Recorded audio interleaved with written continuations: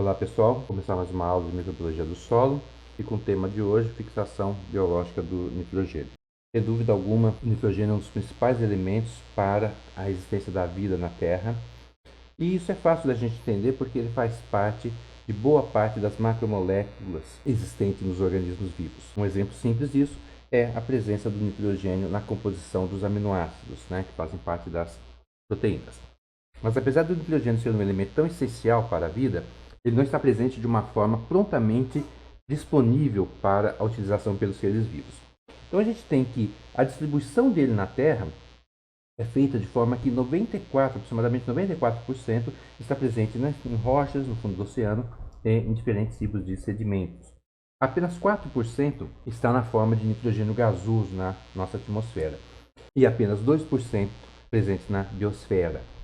Desses 2% da biosfera, 96% está localizado na matéria orgânica morta. E chama atenção aqui que boa parte desse nitrogênio na matéria orgânica morta está associado a materiais recalcitrantes que estão localizados no solo. Ou seja, mesmo aquele nitrogênio que está presente na matéria orgânica é um nitrogênio que não é facilmente assimilável.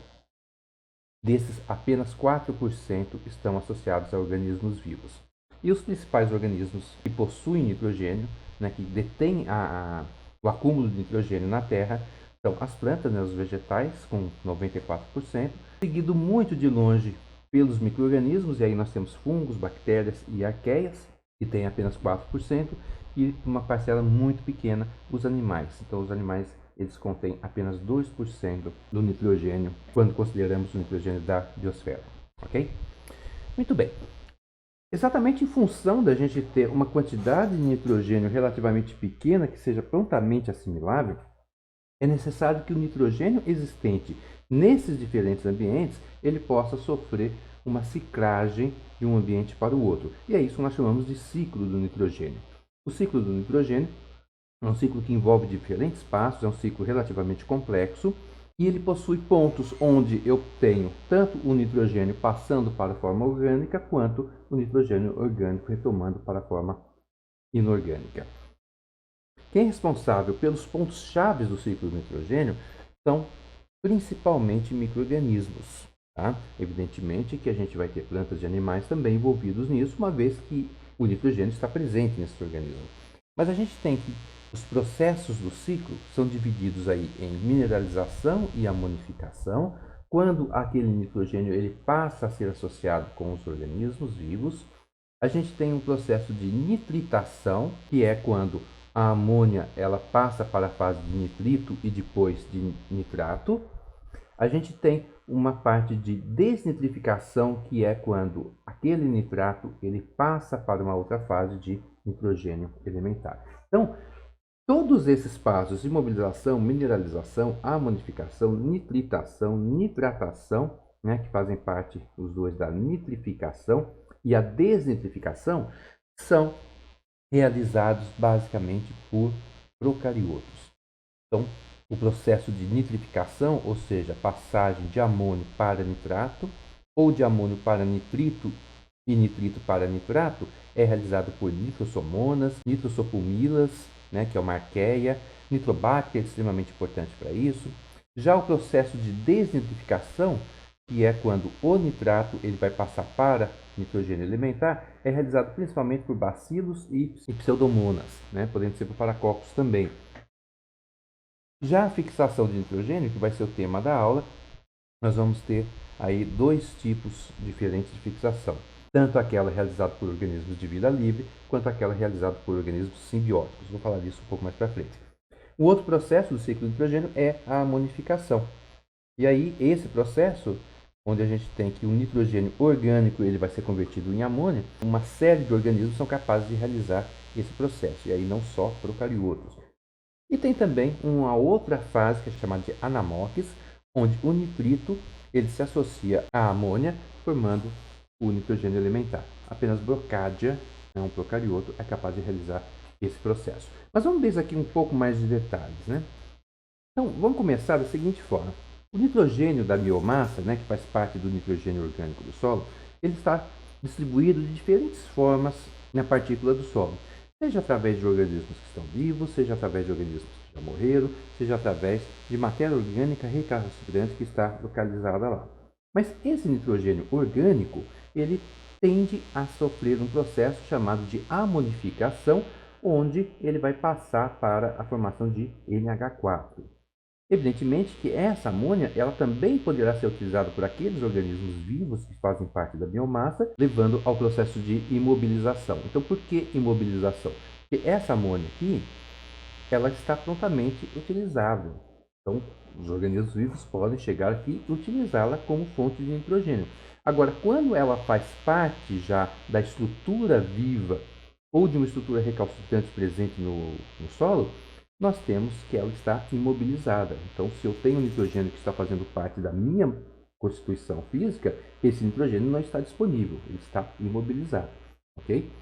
Muito bem, agora essa amônia aqui também, ela pode ser convertida para nitrato, então é isso que nós chamamos de nitrificação. E essa nitrificação, ela pode ser uma nitrificação autotrófica, que será realizada por alguns tipos de organismos, e após a formação desse nitrato, a gente pode ter a assimilação, a absorção direto pela planta.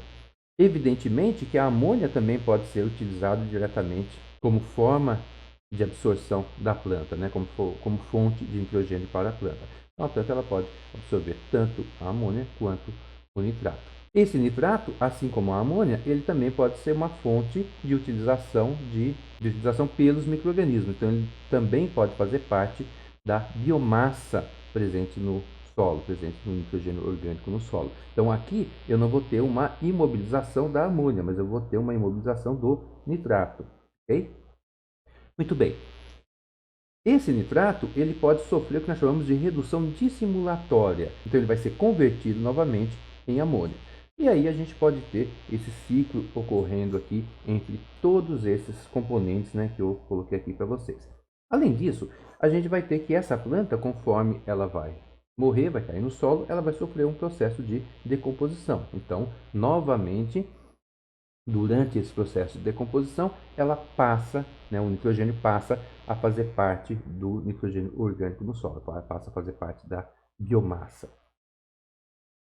Mas parte do nitrato ele pode ser perdido diretamente para a atmosfera, originando nitrogênio gasoso pelo processo de desnitrificação. Então, alguns micro-organismos também irão realizar esse processo aqui. E esse nitrogênio que está presente na atmosfera, ele retorna para a biomassa do solo ou então para as plantas através de um processo denominado de fixação biológica ou fixação do nitrogênio. Esse ciclo aqui ele pode ser subdividido em 3 subciclos, que seria o seguinte: essa parte aqui, denominada de subciclo heterotrófico, onde nós teremos como principais representantes procariotos e fungos exercendo aqui esse papel. Ele vai ter um outro subciclo, que é o subciclo autotrófico, onde nós teremos a participação das plantas, mas também a participação de procariotos autotróficos. E nós temos esse subciclo, que é denominado de subciclo elementar.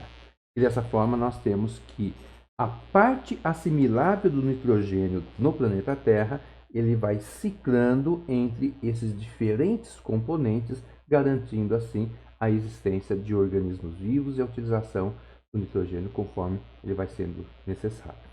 Ok? Muito bem. A fixação biológica do nitrogênio, ela é sem dúvida um dos principais fatores para o desenvolvimento de uma nova fase da agricultura no Brasil e no mundo.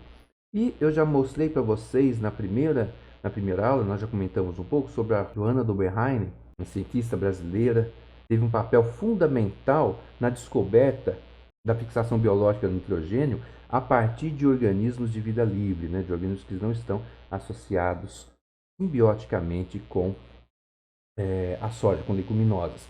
Então, ela conseguiu descobrir a associação extremamente específica entre a Azotobacter paspali e a Gramínea paspalonototum. Ela trabalhava na Embrapa Agroecologia Enceropédica, e o trabalho dela também contribuiu muito para o surgimento do programa Proálcool aqui no Brasil, sem dúvida alguma para o melhoramento da soja também. Em 1997, ela foi indicada ao Prêmio Nobel, mas infelizmente ela não recebeu. Muito bem. Para que ocorra a fixação biológica do nitrogênio, o que nós precisamos é de uma enzima extremamente específica, na verdade, é um complexo enzimático constituído de nitrogenase, adinitrogenase redutase e um cofator ferro-molibdênio. Aqui a gente tem uma estrutura simplificada de uma nitrogenase de Azotobacter, onde a gente consegue observar que a gente teria a parte proteica da nitrogenase, aqui também, esse nitrogênio mostrando a parte proteica da nitrogenase, mas nós temos um núcleo aqui constituído principalmente de ferro e enxofre, e nessa parte central a gente tem um átomo de molibdênio. Algumas nitrogenases elas podem ter uma variação aqui, então algumas podem ter valádio e outras podem ter ferro, então são nitrogenases alternativas, mas de forma geral nós temos o molibdênio. Então essa nitrogenase ela é extremamente importante, ela é fundamental para o processo de fixação do nitrogênio. Apenas organismos que possuem ela são capazes de realizar a fixação do nitrogênio atmosférico. Muito bem. Como que ela trabalha? Como que ela vai atuar? O nitrogênio elementar, o N2, ele é uma molécula extremamente estável. Ainda possui 3 ligações covalentes e o rompimento dessas 3 ligações tem um gasto energético relativamente alto. Então, nós temos 16 moléculas de ATP que são gastas para que eu tenha a quebra do nitrogênio atmosférico, do N2, até a formação do íon amônio. Para isso, existe a incorporação em passos sequenciais de hidrogênio, onde cada vez que existe a incorporação do hidrogênio, existe a quebra de uma das ligações covalentes. Então, a ligação covalente ela vai ser desviada para a ligação com o hidrogênio. Isso vai ocorrendo em 3 etapas até a gente ter a formação de 2 moléculas de amônio. Okay? Então, o processo que aqui está bastante simplificado é um processo complexo e um processo com alto gasto de energia. Vocês vão ver isso aqui em detalhes dentro da disciplina de Fisiologia Vegetal, né, para aqueles que ainda não fizeram. Muito bem. A gente olhando com um pouquinho mais de atenção para esse processo de ação da nitrogenase para a fixação do nitrogênio, nós vamos ver o seguinte. Vamos lembrar lá das vias metabólicas centrais, a gente tem a via da glicólise, né, via glicolítica, onde termina com a formação de ácido pirúvico ou de piruvato. Esse piruvato ele é convertido em acetilcoenzima A, e se a gente faz isso com a liberação de gás carbônico, de CO2, a gente tem a liberação também de 2 elétrons. Como nós temos 4 piruvatos, 2 elétrons de cada vez, multiplicado por 4. Cada rodada disso aqui leva à redução de flavodoxinas reduzidas e vão doar os elétrons que vieram aqui do piruvato para a dinitrogenase redutase. Então ele vai reduzir a dinitrogenase, transformando-a em dinitrogenase redutase. Então o elétron está saindo daqui, vem para cá, daqui ele vem para cá. Isso vai ocorrendo um elétron por vez. Cada vez que a gente tem a entrada desse elétron, isso nós vamos favorecendo a quebra daquelas ligações covalentes presentes no nitrogênio, fazendo com que o nitrogênio possa incorporar hidrogênio até a formação de amônio. Evidentemente, a um custo energético extremamente alto. Tá? Então, a gente tem primeiro essa fase aqui preparatória, onde nós temos os elétrons que vão para a nitrogenase, e depois nós temos a atividade da nitrogenase propriamente dita. Okay? Então, o que a nitrogenase faz? A nitrogenase ela tem a capacidade de pegar esses elétrons e bombardear esse nitrogênio com elétrons, permitindo assim que se rompa as ligações covalentes e aí a gente permita a incorporação de hidrogênio e a formação de amônio, de íon amônio. Muito bem. Existem diferentes micro-organismos capazes de fixar nitrogênio. Então, existem primeiro aqueles micro-organismos chamados de vida livre e existem aqueles micro-organismos chamados de associativos. Esses micro-organismos associativos eles vão ocupar alguns nichos ecológicos que estão ligados, que estão relacionados com outros organismos. E aí fazem parte aqueles que estão presentes na rizosfera das plantas, aqueles que estão presentes no interior de algumas plantas que são chamados endofíticos, os capazes de realizar nodulação, que vai ser o nosso tema principal aqui, e também as cianobactérias que podem estar associadas com fungos formando os líquens. A nitrogenase, ela tem uma curiosidade que é o seguinte: ela não atua na presença de oxigênio. Se a gente tiver oxigênio, a nitrogenase ela fica permanentemente oxidada. Então ela fica oxidada e a gente não consegue fazer essa transferência de elétrons. Então, para que a nitrogenase possa trabalhar, é necessário que a gente isole ela da presença de oxigênio. Então, para que isso possa ocorrer, existem diferentes mecanismos de proteção ao sítio ativo de ação da nitrogenase. Cada organismo encontra uma forma, encontra um mecanismo para proteger o seu sítio ativo. Então, nós temos, por exemplo, o chamado de proteção respiratória. Nessa proteção respiratória, o que ocorre é que existe uma explosão respiratória onde o oxigênio ele é consumido na cadeia transportadora de elétrons e durante um pequeno momento aquele oxigênio ele se extingue. É nesse momento que a nitrogenase vai atuar. Então essa é uma forma de você ter a ação simultânea da nitrogenase junto com o oxigênio necessário para a geração de ATP. Veja bem que a fixação do nitrogênio atmosférico é um evento que gasta uma quantidade muito alta de ATPs. Então, olha só que paradoxo que nós temos. A nitrogenase ela não atua na presença de oxigênio, mas o oxigênio ele é o aceptor final de elétrons que permite a formação da maior quantidade de ATP, o qual é extremamente importante para a ação da nitrogenase. Tá? Bem, uma outra forma que alguns organismos encontram é a proteção conformacional. Então, nessa proteção conformacional, isso dificulta a presença do oxigênio em determinadas regiões, e são exatamente nessas regiões onde eu terei a nitrogenase atuando.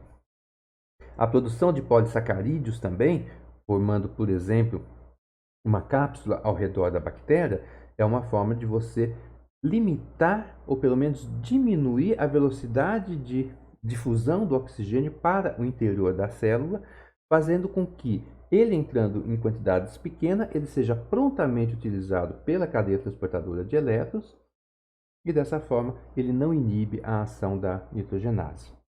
Uma outra forma de você proteger a nitrogenase é diminuir a relação superfície-volume celular. Então, como que isso pode ser feito, por exemplo? Através do aumento do volume da célula, a quantidade de área existente ela acaba diminuindo. Uma vez que eu aumentando o volume celular, o meu volume aumenta elevado ao cubo, enquanto que a área ocupada pela membrana, onde ocorre boa parte das reações metabólicas, aumenta elevado ao quadrado. Então, eu aumentando o volume celular, eu diminuo a relação superfície-volume celular.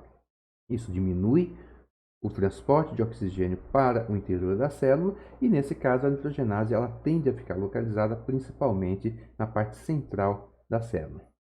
Nós temos também a formação de células especializadas, onde em um organismo que possui uma organização multicelular ou pluricelular, algumas células elas são responsáveis por conter a nitrogenase e realizar a fixação de nitrogênio. Essas células elas não possuem o processo de respiração e dessa forma a gente não terá a presença do oxigênio. Se a gente estiver pensando em um autotrófico, em um fotoautotrófico que produz oxigênio, inclusive, essa célula também ela não estará envolvida com o processo de fotossíntese para evitar a formação de oxigênio, pelo menos com a fotossíntese, com a fase 2 da fotossíntese. Um outro mecanismo encontrado por alguns organismos para impedir a presença do oxigênio em contato com a nitrogenase é a locomoção das células. Então, essas células elas migram, né? Então, no caso aí nós teremos que ter células com capacidade de locomoção, como por exemplo bactérias flageladas. Então, elas vão migrar para um local com uma baixa quantidade, com baixo teor de oxigênio. E, sem dúvida, o mecanismo mais interessante, o mecanismo mais eficiente para proteger a nitrogenase é através da leg hemoglobina, que ocorre acompanhado com a nodulação das bactérias que vivem em simbiose com algumas plantas. A leg hemoglobina ela tem uma estrutura bastante semelhante com a estrutura da hemoglobina, né? Então, pelo nome a gente já observa, então é uma proteína globular que possui um núcleo de ferro no seu interior. E qual que é a vantagem dessa leg-hemoglobina? Ela tem a capacidade de se associar ao oxigênio, então o oxigênio ele não fica disponível. Consequentemente, a nitrogenase ela não vai ser afetada, mesmo que o oxigênio esteja presente naquele local, porque esse oxigênio ele está bloqueado pela leg-hemoglobina. Esse leg vem de leguminosa, aonde ela foi originalmente identificada. Bem, alguns fixadores de vida livre que nós temos são, por exemplo, o Begerin, que indica a dexagumosa. Observe que todos os dois são procariotos que apresentam cápsula ao seu redor, e isso é uma das formas de diminuir a difusão de oxigênio para o interior e, consequentemente, de preservar a nitrogenase. Um outro organismo é o Azotobacter e a Anabena, né, todos dois de vida livre. Interessante aqui na Anabena é a formação desse heterocisto, aqui uma coloração artificial, e é exatamente nesses pontos onde nós teremos a ação na nitrogenase, enquanto que nos outros pontos nós temos as atividades metabólicas normais da anabena. Nostoque também, um outro tipo de alga, de cianobactéria. Aqui também a gente tem células especializadas, aqui, tá? Em todas elas, que são células especializadas exatamente na fixação de nitrogênio. Né? Então é o chamado heterocisto. Então como que é esse heterocisto? Então vou pegar aqui, estamos aumentando. Essas células aqui em vermelho, elas são as células vegetativas. Essas células vegetativas, elas são células que estão envolvidas aí no processo de fotossíntese, com o fotossistema 1 e 2, e aí nós temos a produção de oxigênio. Já no heterocisto, a gente não tem produção de oxigênio. Consequentemente, a gente tem a ação da nitrogenase, permitindo que essa nitrogenase leve à fixação e à formação de amônio, o qual, por sua vez, vai entrar no ciclo do glutamato, levando à formação desse aminoácido glutamato. Esse glutamato que vai ser transferido para as células aqui da anabena. Ok? Outros fixadores de nitrogênio, né? Então agora fixadores associativos, então nós temos os líquens. Então aqui dois tipos de líquens diferentes, e esses líquens eles têm aí uma camada de alga e eles têm uma camada de fungo. E são exatamente as algas responsáveis aí pelo processo, no caso as cianobactérias, que serão responsáveis pelo processo de fixação do nitrogênio. Agora, sem dúvida, o mecanismo mais eficiente é o mecanismo de simbiose entre algumas bactérias e leguminosas, formando uma série de nódulos radiculares. Aqui a gente tem nódulos radiculares em soja. Então, essas estruturas aqui são estruturas feitas a partir dessa simbiose e elas servem para proteger a bactéria, mas servem também para que a fixação do nitrogênio ocorra e seja fornecido nitrogênio para a planta. Então, vamos ver um pouquinho como que isso vai trabalhar. Então, olha só. A primeira coisa que nós temos é a necessidade da formação de um nódulo radicular. Então, esse nódulo ele se dá a partir do pelo radicular e ele ocorre a partir da associação de bactérias presentes na rizosfera. E aqui nós temos células de rizóbio, né? Então, o rizóbio ele é a principal bactéria associativa de leguminosas, capaz de levar à fixação do nitrogênio. E esse rizóbio ele vai se associar aqui aos pelos radiculares. Essa associação ela não ocorre ao acaso, é necessário uma interação entre receptores de superfície, os quais, por sua vez, são mediados por uma proteína chamada de ricadesina. Então, essa ricadesina vai permitir essa ligação. Assim que ocorre essa interação, existe a secreção por parte da bactéria, por parte do rizóbio, de uma série de fatores chamados de fatores NOD, ou fatores de nodulação. Esses fatores NOD eles vão entrar em contato com a célula vegetal e vão modificar a expressão de alguns genes da planta.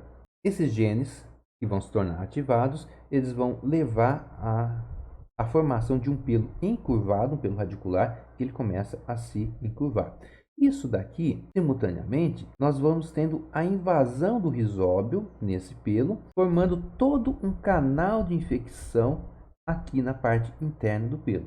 Então, esse pelo ele se curva e forma-se um canal de infecção, que nós chamamos de conduto de infecção. É isso que nós estamos vendo em rosa aqui.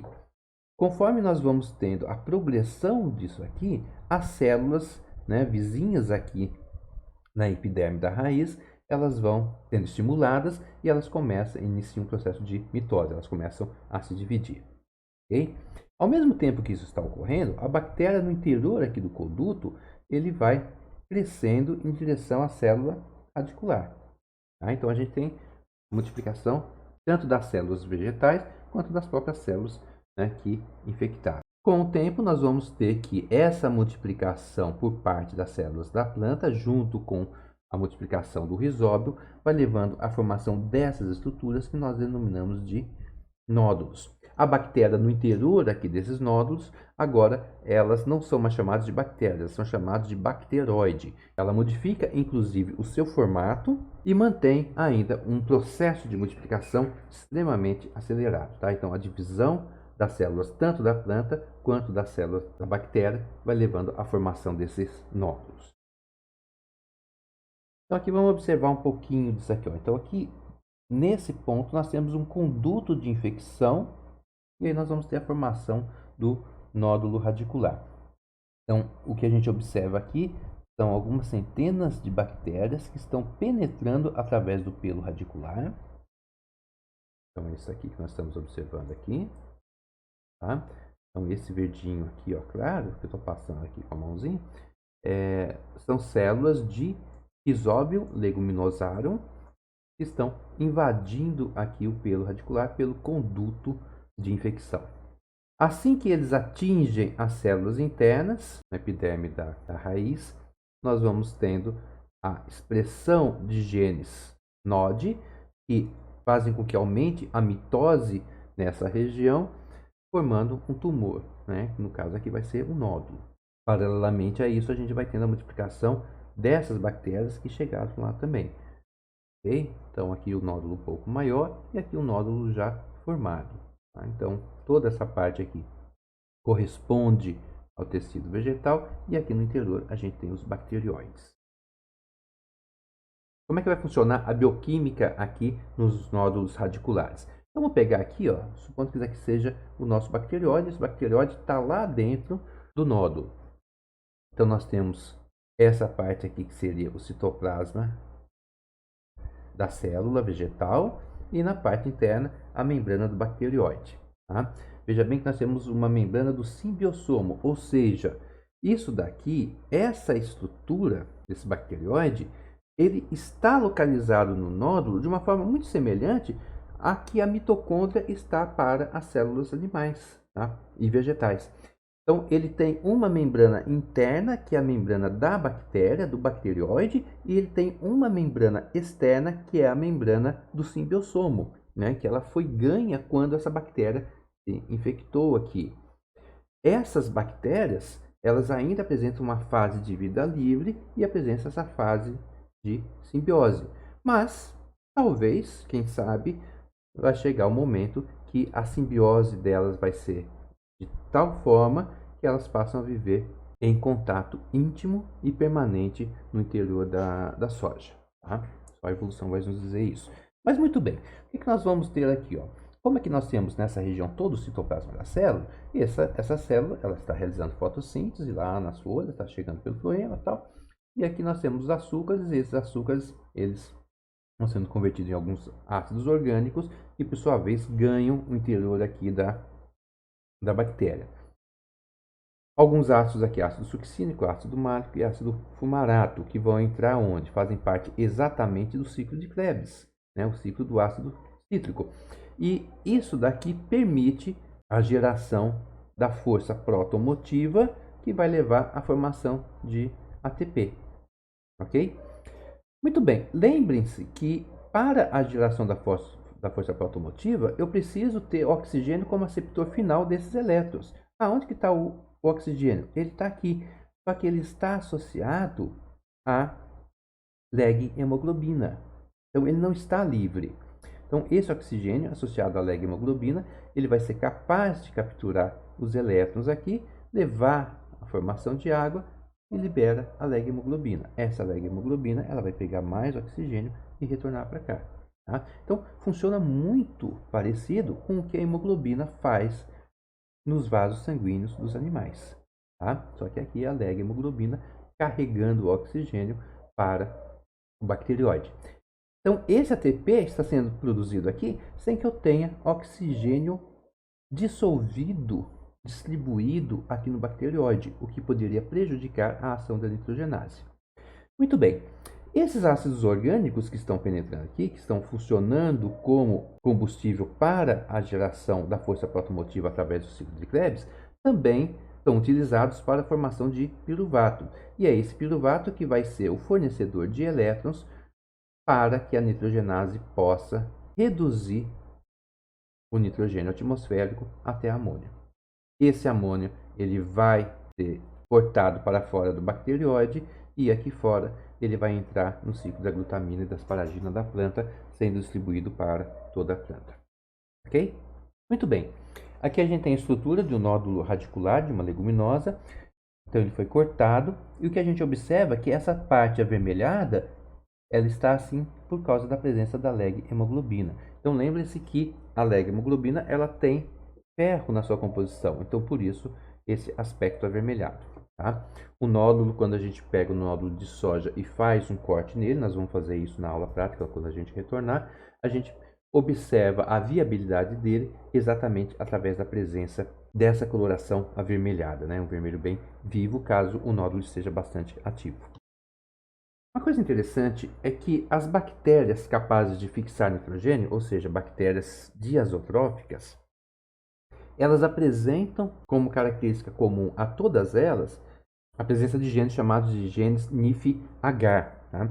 Esses genes NIF-H, eles podem ser transferidos de bactéria para bactéria, através daquele processo que nós já vimos, né, que é a transferência horizontal de genes, quando nós trabalhamos com a microbiologia geral. Só para relembrar, a transferência horizontal de gene, elas ocorrem basicamente através de 3 mecanismos.